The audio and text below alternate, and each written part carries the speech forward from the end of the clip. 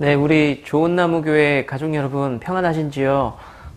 시국이 참 어렵고 힘든 가운데서 여러분들에게 우리 예수님의 이름으로 우리 그리스도의 이름으로 평안을 축복을 빌어봅니다. 한 3, 4주 만났는데 어려움이 또 와서 만나지 못하고 방송으로 한 3주 정도를 예배를 계획하고 있습니다. 여러분들이 같이 만나지는 못하지만 꼭 함께 영상으로라도 얼굴을 마주하고 예배할 수 있는 우리가 될 수 있다면 좋겠습니다.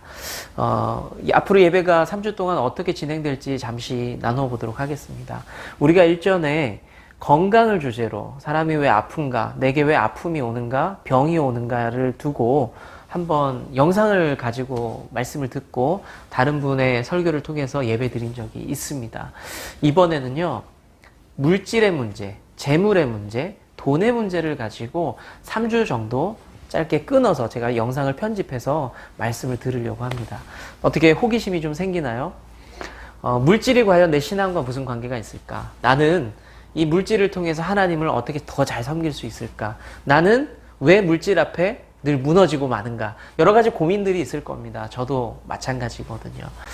제가 늘 어렵게 살았기 때문에, 대학 생활도 어려웠기 때문에 좀 고민되는 부분들이 늘 많았어요. 물질을 하나님 앞에 어떻게 정직하게 내가 사용할 수 있을까, 드릴 수 있을까에 대한 고민이 있었습니다. 여러 가지 이야기들은 또 나중에 기회 되면 나누고요. 앞으로 3주 동안 다른 목사님의 짧은 설교를 통해서 좀 같이 고민하고 그리고 결단하고 또 귀한 헌신들이 있다면 저는 좋겠습니다. 3주 동안 나눌 텐데요. 구조가 이렇습니다. 처음에는 들어가는 이야기가 있어요. 패널들이 목사님들께 질문을 하고 목사님들이 짧게 대답을 하는 우리 삶에 대한 이야기들이 짧게 앞부분에 나가고요. 그리고 설교가 한 7, 8분 정도 있고요. 그리고 나서 설교가 끝이 나면은 제가 화면을 통해서 질문을 이렇게 한 두세 가지 정도 올려둘 겁니다. 그러면 그때 화면을 멈추세요. 그런 다음에 함께 예배드리고 있는 가족이 있다면 진솔하게 이 이야기를 한번 나눠보세요. 그 질문에 대한 이야기, 그 질문에 대한 고민들을 가족과 함께 나눠보세요. 혼자 예배드리는 분들이 계시다면 잠깐 화면을 멈추시고 길지 않더라도 짧게 한번 그 질문에 대한 이야기를 써보셔도 좋을 것 같아요. 쓰면서 나의 이야기를 진솔하게 한번 남겨보는 겁니다. 그러면서 우리가 또 귀한 결단들, 다짐들, 그리고 내가 좀 혹시나 잘못한 부분이 있다면, 혹여나 조금 더 고쳐야 될 부분이 있다면, 혹시나 내가 머뭇거리는 부분이 있다면 또 내 삶을 좀 바꿔가고 하나님 앞에 새롭게 세워나가는 시간들 될 수 있기를 바랍니다. 참 어려운 부분이에요. 내가 몸이 아플 때도 하나님 앞에 어떻게 그것을 가지고 나아갈까? 어려운 이야기였죠. 물질도 똑같아요. 내가 돈 문제를 가지고 하나님 앞에 어떻게 해결을 볼까? 너무 어렵죠. 그래서 어려운 이야기라서 저도 여러분들과 진솔하게 나누기가 쉽지 않은 이야기입니다. 하지만 잘 정리된 3주간의 그 길지 않은 설교를 통해서 우리가 진솔하게 하나님과 더 가까이 다가갈 수 있다면 좋겠습니다. 어려운 이야기라고 해서, 쉽지 않은 이야기라고 해서 회피하지 마시고 그냥 피하지 마시고요. 한번 잘 들어보세요. 그리고 우리 안에 올바른 기준들을 세워나갈 수 있는 좋은나무교회 가족들 되시기를 축복합니다. 늘 여러분들 곁에서 함께 기도하며 여러분들을 축복하며 그렇게 서 있겠습니다. 감사합니다. 주님의 나라가 이 말은 이곳에 하나님께서 통치하시는 나라, 하나님의 주권 아래에 있는 나라가 되게 해달라는 우리의 고백과 우리의 간구입니다. 지금 이 시간 새로운 찬양을 배우며 찬양할 때에 우리의 선포와 화답으로 찬양하겠습니다. 아멘. 다 같이 하겠습니다.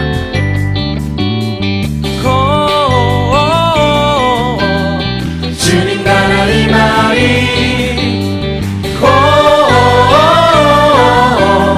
주님 나라 제가 먼저 선포하겠습니다. 주 이름 거룩하도다. 주님 나라 이 말이 그 뜻이 이뤄지리라.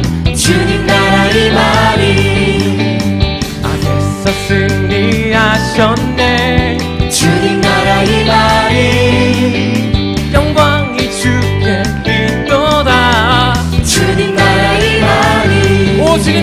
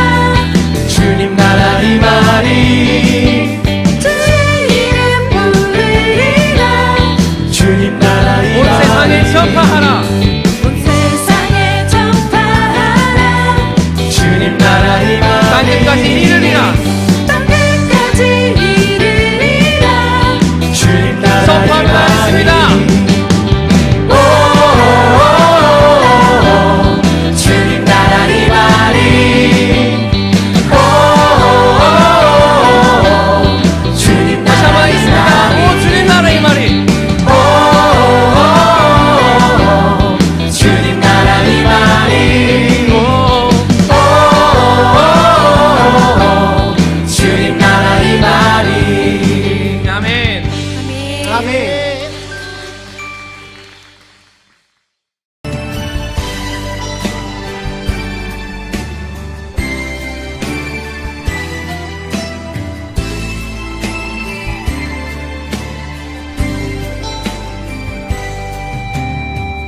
주님의 기쁨 되기 원하네. 내 마음을 새롭게 하소서. 새 부대가 되게 하여 주사. 주님의 빛 비추게 하소서.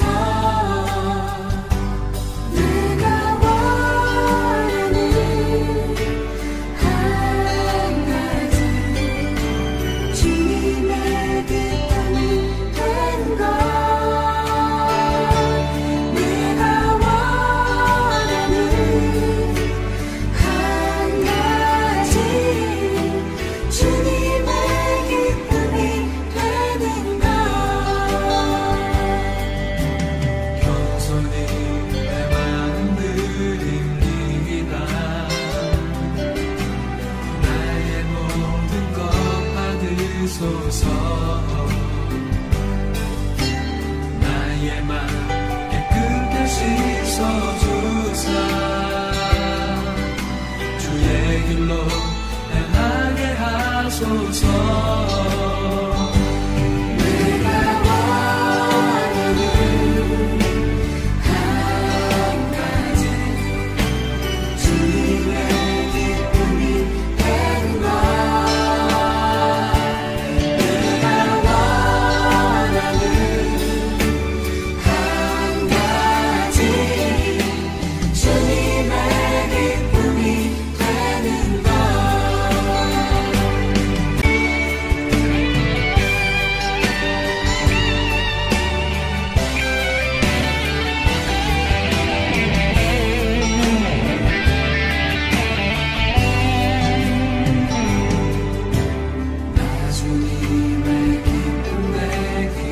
원하는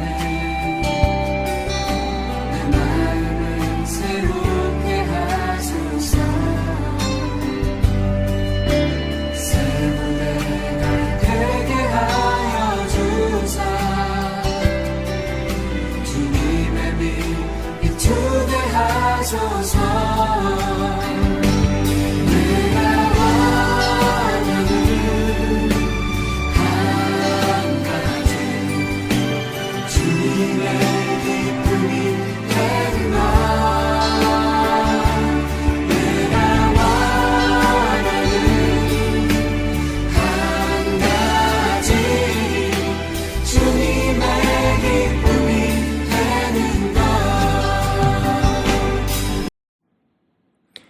우리의 갈 길을 인도하시는 하나님, 우리의 모든 삶이 주님의 능력 아래 있사오니 우리를 다스려 주시옵소서. 오늘도 인도하심에 따라 오늘부터 또다시 각 가정에서 온라인으로 예배를 드리오니 받아주시옵소서. 지금 온 세계가 질병과 가난, 전염병으로 너무 힘든 상황입니다. 코로나를 지혜롭게 이길 수 있도록 주님 도와주시고 이 힘든 시간 빨리 끝나 모두 즐겁고 홀가분한 마음으로 다같이 한자리에 모여 주님께 예배를 드릴 수 있게 주님 은혜를 베풀어 주시옵소서. 저희 좋은나무 교회 성도님들의 건강을 위해 기도드립니다. 하나님의 놀라운 치유의 능력을 보여주시고 마음과 몸이 힘든 한 사람 한 사람 모두 기억하여 주시고 보혈의 피로써 모두 치유될 수 있는 하나님의 기적을 경험케 하여 주시옵소서. 우리는 무지하고 나약하여 죄 가운데 살고 있사오니 불쌍히 여기시고 용서하여 주시옵소서. 무슨 일을 하든지 내 마음 내 뜻대로 하지 않고 주님의 뜻을 따라 살기를 원합니다. 오늘도 목사님 전하시는 말씀에 귀 기울이며 말씀으로 은혜 충만하게 하여 주시옵소서. 인생에서 가장 소중한 만남을 허락하신 우리 구주 예수님의 이름으로 기도드립니다. 아멘.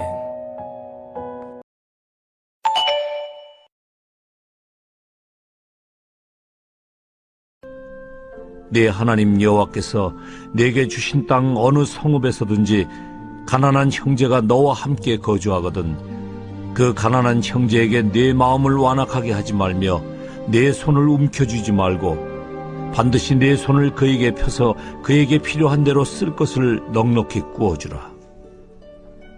삼가 너는 마음에 악한 생각을 품지 말라.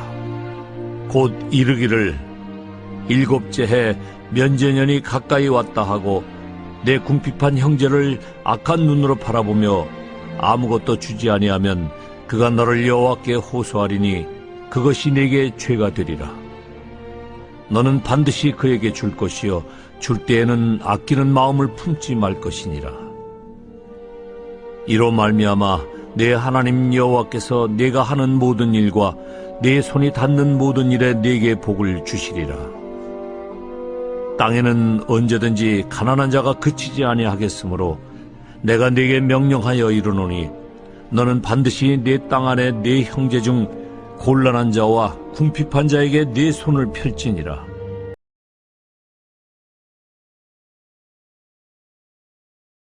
저도 궁금한 게 하나 있는데, 그러니까 요즘 코로나 시대에 또 더 그랬던 것 같아요. 그러니까 돈을 좀 누구는 또 잘 벌고 요 상황에서도 또 못 벌고 하는 그런 어떤 뭐 수입에 대한 부분을 어떻게 이해해야 되는 질문을 목사님께, 김병삼 목사님께 드리고 싶은데, 그러니까 제가 결혼 전부터 사실은 케냐의 어떤 한 지역을 이렇게 선교를 하고 도왔었어요. 그러다가 결혼하고 나서도 저희가 계속 그 지역을 같이 돕다가 커피를, 그 지역에서 나오는 커피를 사드리기 시작한 거예요. 그러면서 저희가 커피를 갖고 오면서 카페를 작년에 오픈을 했는데, 코로나, 막 잘 운영이 되다가 코로나를 딱 직면하면서 너무 어려워진 거예요. 너무 어려워지고 힘들어지고, 그런데 그럼에도, 열심히 버티고 있는데, 다른 또, 사업하시는 분들 잘 되는 거예요. 근데 이런 상황에서 보면, 야, 누구는 많이 벌고, 누구는 적게 벌고, 이런 이 수입의 차이를 어떻게 이해를 하면 될까요, 목사님? 우리가 이제 많이 신앙인들이 그런 오해를 하는 게 있어요. 내가 신앙생활을 잘하고, 내가 하나님 앞에 선한 꿈을 가지고 있으니, 내가 이 사업을 했을 때 돈을 벌어야 돼. 그게 하나님의 뜻이야.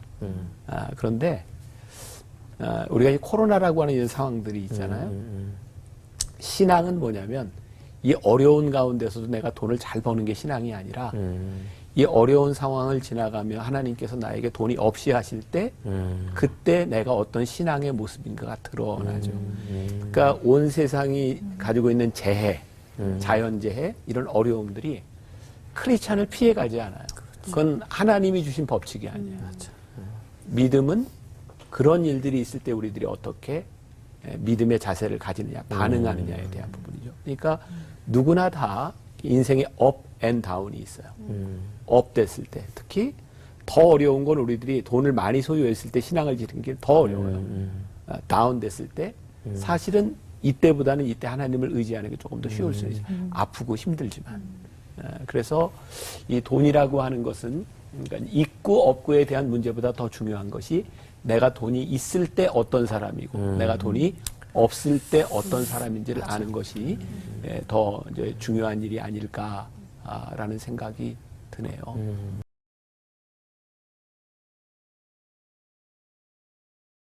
돈 문제를 이야기할 때마다 목회자는 제일 이제 당혹스러워요. 이유는 물론 이제 돈에 뭐 신경을 많이 쓰는 목회자도 있겠지만 대부분의 목사님들은 돈보다는 이제 목회.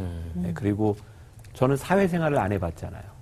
뭐 물론 저도 학교에서 뭐 가르쳐도 보고 했지만 늘 이렇게 교회 이렇게 생활을 했기 때문에 교인들이 가끔 이제 그런 얘기죠. 목사님은 세상을 너무 몰라요.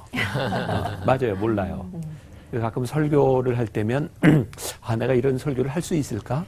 어느 날 하나님께서 저에게 주신 생각이 몰라야 자신 있게 설교한다. 알면 다 하나하나 고려하면 할 말이 없다. 그래서 목회자에게 있어서 제일 중요한 부분은 어떤 진짜 원리를 이야기하는 것이 아닐까. 그래서 오늘 여러분들이 듣고 싶어하는 답이 아닌 게 대부분일 것 같아요. 그러나 성경에서 얘기하는 건 이런 것 같다. 제 나름대로 이야기를 해보려고 하고 오늘 제가 그냥 본문으로 삼은 말씀이 신명기 15장 7절과 8절 두 절만 제가 좀 읽어드릴게요. 내 하나님 여호와께서 내게 주신 땅 어느 성읍에서든지 가난한 형제가 너와 함께 거주하거든 그 가난한 형제에게 내 마음을 완악하게 하지 말며 내 손을 움켜쥐지 말고 반드시 내 손을 그에게 펴서 그에게 필요한 대로 쓸 것을 넉넉히 구워주라. 이제 뒤에 쭉 말씀이 있지만 제가 이렇게 성경을 보면서 깨닫게 된 것 중에 하나는 성경은 우리들에게 돈 모으는 방법을 가르쳐주지 않아요. 계속 돈 쓰는 방법만 알려줍니다. 자, 그래서 돈을 성경은 우리들에게 어떻게 쓰도록 이야기해 주는가. 누군가 그런 얘기해줘. 부자의 호주머니에는 돈이 없다. 왜일까요? 크레딧 카드가 가지고 다니지 누가 돈 가지고 다니지. 부동산에다 투자. 뭐 이제 그런 의미도 있지만 진짜 부자는 돈을 가지고 다니는 사람이 아니라 돈을 쓰는 사람이 부자다. 오래전 교부 중에 고대 교부 중에 콘스탄티노플 주교였던 존 크리소스톰이라는 분이 있어요. 그분이 이런 얘기를 했어요. 진정한 부자는 많이 가지고 있는 사람이 아니라 많이 주는 사람이다. 그렇지 않아요? 사실 돈은 우리들이 가지고 있어서 부자가 아니라 그 돈을 얼마나 쓰느냐 그게 부자인 것 같아요. 성경은 우리들에게 돈을 쓰는 법을 많이 이렇게 이야기하고 있다고 하는데 그래서 이제 돈 얘기하면 사람들이 이제 공포심부터 가져요. 교회에서 강단에서 돈, 그 분명히 뭐 돈 내라는 얘기구나. 성경은 우리들에게 분명히 돈을 어떻게 쓸 것인가를 말씀하고 있는데 특별히 가난한 자들을 위하여 이 말은 어떤 의미를 가지고 있냐면 부자가 있다 이걸 전제하고 있어요. 그러니까 성경은 돈이 많은 부자를 정죄하지 않아요. 부자가 정죄의 대상이 아니라 그 돈을 어떻게 쓰느냐에 대한 부분이죠.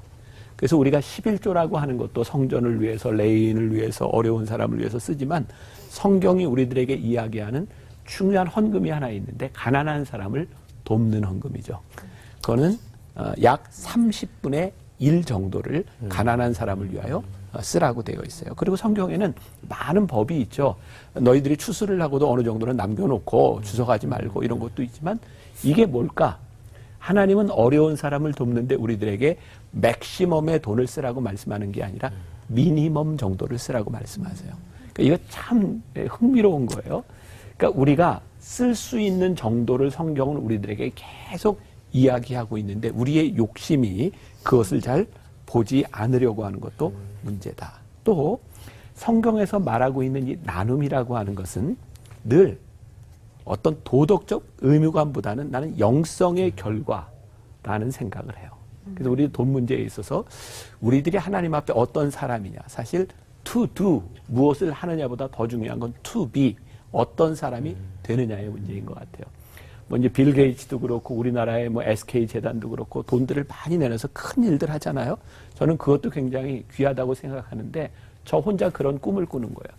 아, 저 사람들이 돈을 내놓는 그것보다 더 중요한 건 그 사람들이 하나님의 마음을 가지면 어떤 일이 일어날까? 그러니까 단순히 돈을 우리들이 쓸 때 어려운 사람 도웁시다 하고 모금하는 그런 정도의 문제가 아니라 우리들이 하나님의 사람으로서 우리들이 가져야 되는 그 하나님의 자녀로서의 존재가 된다면 이 세상은 정말 달라지지 않을까.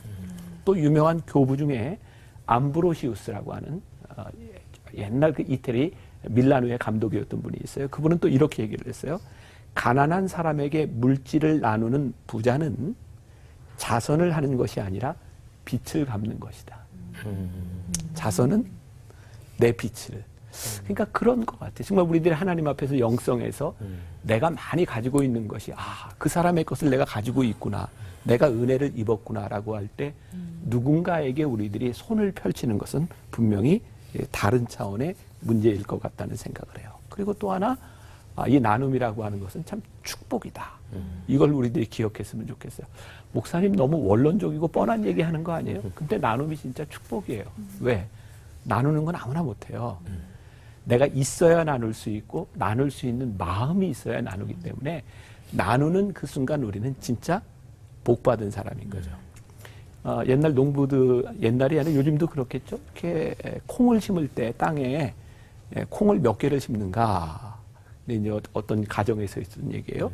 아빠가 이제 아들에게 가르쳐 주는 거예요. 콩 심는 거. 근데 콩을 세 알을 심어요. 이렇게 한 곳에. 왜 세 알을 심습니까? 라고 물어봤더니 아버지가 이렇게 얘기하죠. 세 알 중에 하나는 새가 먹고 또 하나는 땅에 사는 벌레가 먹고 하나가 싹을 틔우는 거야. 근데 이게 굉장히 미련해 보이잖아요. 그런데 새 먹을 것을 남겨놓지 않고 땅에 곤충들이 먹을 것을 남겨놓지 않으면 내가 얻는 것이 없어요. 그러니까 우리가 나눈다고 하는 게 사실은 굉장히 아깝다고 생각하는데 나눠야 내가 가질 수 있는 것이 있어요. 그러니까 이게 성경은 우리들에게 훨씬 더 많은 것들을 보게 만들고 이 나눔이 축복인 것을 우리들에게 늘 이야기하고 있죠. 그래서 오늘 저는 이제 이따 후 토크 때 이야기를 하겠지만 정말 나누는 것이 우리들에게 축복이구나. 하나님이 우리들에게 돈 주신 게 축복이 아니라 이 돈을 쓸 수 있도록 하시는 게 축복이구나. 이걸 우리들이 좀 배우고 알고 갈 수 있다면 좋겠다는 생각이 들고 여러분들이 듣고 싶은 얘기를 안 해서 미안하지만 들어야 될 얘기를 했다고 생각하니까 우리 생각 기도합시다. 하나님, 물질은 우리들에게 늘 시험이 될 때가 많이 있습니다. 하나님, 더 이상 물질이 우리들에게 시험이 아니라 축복이 되게 하여 주옵소서. 예수님의 이름으로 기도합니다. 아멘.